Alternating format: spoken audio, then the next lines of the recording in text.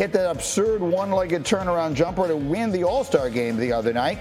Team LeBron beating Team Durant by 3. But it was his comments before the game that had a lot of people talking. And that leads us to our buddy Brian Windhorst and a fascinating piece that he posted yesterday. It's on ESPN.com right now. It is titled, LeBron James used All-Star Weekend to put the Los Angeles Lakers on notice. And for this conversation, I bring our buddy Jay Will back into the conversation. Again, KJM on ESPN Radio. And here is Windy. So for those, Windy, who have not yet read the piece, what do you mean when you say he put the Lakers on notice?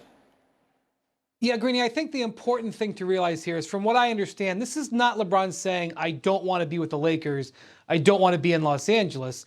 It's him saying, I'm not happy with the way nothing was done at the trade deadline, and I want you to know that this summer, I expect you to make some changes. And absolutely, it is true that bringing in Russell Westbrook was something that LeBron was heavily involved with. Having said that, he's ready to move on from it. And that is a clear message he is sending. And he also didn't like, Greeny, that Rob Pelinka came out after the trade deadline and indicated that LeBron was on the same page with not doing anything. I myself have occasionally in my career inadvertently said things that LeBron was trying to imply and been incorrect. And I have been put in the corner by Mr. James and his operation. So I know how Rob feels about this, but it is clear he didn't like that. The second thing I want to point out, I know he's been talking about playing with his son, Bronny. He absolutely wants to do that. He absolutely is potentially willing to play anywhere in the world to make that happen. But that is 2 years away.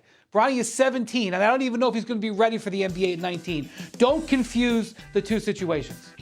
Okay, fair enough. So yes, the Bronny piece of it, the I might finish my career in Cleveland piece of it, we put those to the side for a moment, and then we turn our attention, Jay Will, to the Lakers and the moment here. How do you see it as far as this conversation? Well, look, I mean, LeBron has been giving us messages. If that was quote tweeting Les Snead and blank them picks, right, and saying legend. Oh, yeah. If it's him calling Sam Presti, the MVP, even though OKC has never won a world championship. Right. To me, this is going to come down to, who is Jeannie Buss going to give power to? You have Clutch, and you have LeBron James, and then you have Rob Pelinka, right?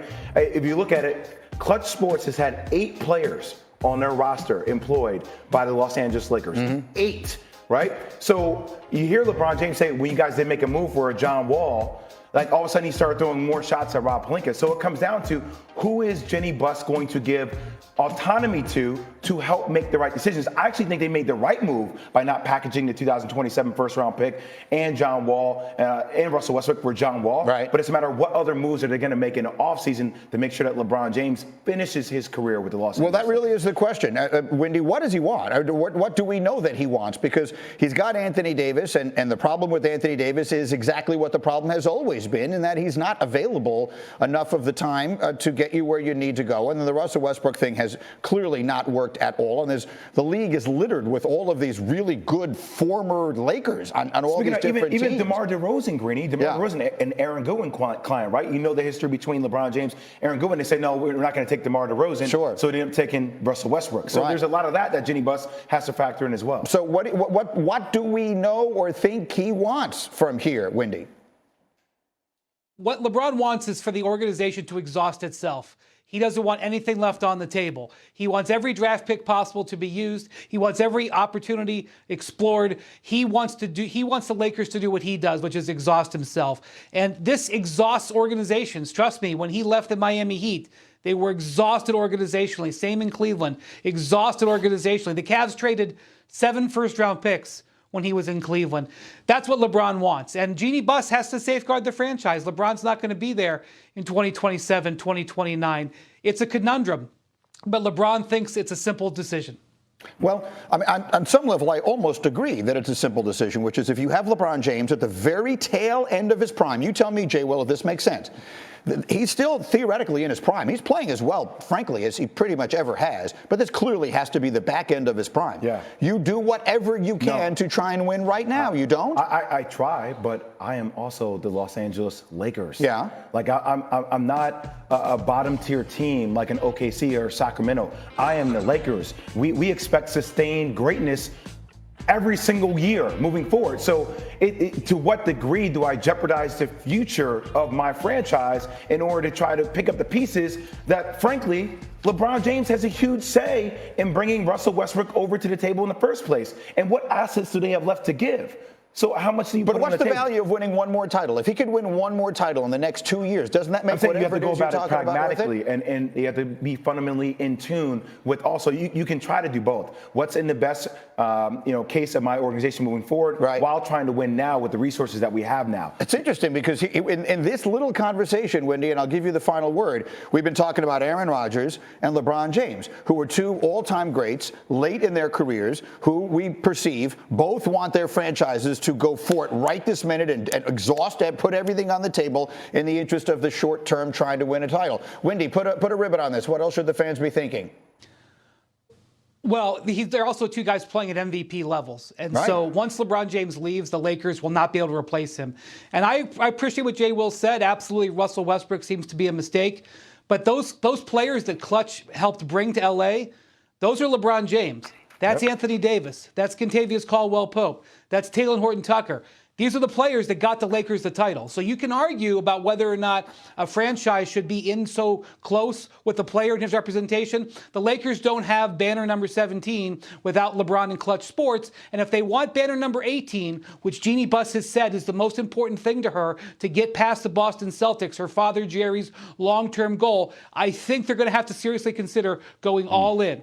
All right, we'll see what they wind up doing. Again, the piece is up there right now on ESPN.com. Jay, Will, get back on the radio. They need you over there. Got a lot of jobs. He's got a lot going on. Oh, by the way, LeBron James, the king, very interesting comments about his future when asked about a potential return to the Cavs one day, telling The Athletic the door's not closed on that. I'm not saying I'm coming back and playing. I don't know. I don't know what my future holds. I don't even know when I'm free.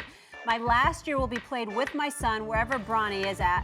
That's where I'll be. I'll do whatever it takes to play with my son for 1 year. It's not about the money at that point. Mr. Smith. Stephen A. Yes. Where do you want to see LeBron end his career?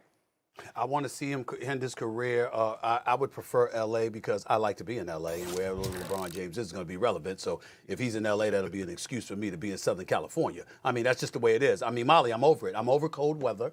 I'm trying to get the hell away from cold weather as much as I possibly can. I have business in Miami too tomorrow. Okay. So Listen, don't expect that's me on right. the show. Well, I'm dead serious about it. But damn right, I'd be in Florida or L.A. I'm just over cold weather. I'm just telling y'all right now. I mean, it's going to happen. It's going to happen. Okay. Now, having said all of that, I have to tell you something that I did, KP, and I did something I've never done in these years yesterday. I made a few calls about Bronny James. And here's the reason why. If you notice, and please put Kendrick Perkins back up on the screen so I can see him, please. I've been one, if you notice, I've never spoken about LeBron James' son. And the reason why is because LeBron is such an iconic figure. I just felt that, you know what, let his son live his life. If he's this good, we'll find out about him. We'll see soon enough. But, LeBron is a great dad. He clearly loves his kid. I love seeing him at the games cheering his son on. I think it's a beautiful, beautiful thing to see his relationship with Bronny. But I've heard LeBron speak about it so much, I decided, look, I've never seen this kid play. And when I'm in L.A., I could go see him. But I stayed away on purpose because we know if I walk into a gym, they're going to know I'm looking to see what this kid is worth, okay? And I didn't want to do that. So I called instead. And I got to tell you what I've heard.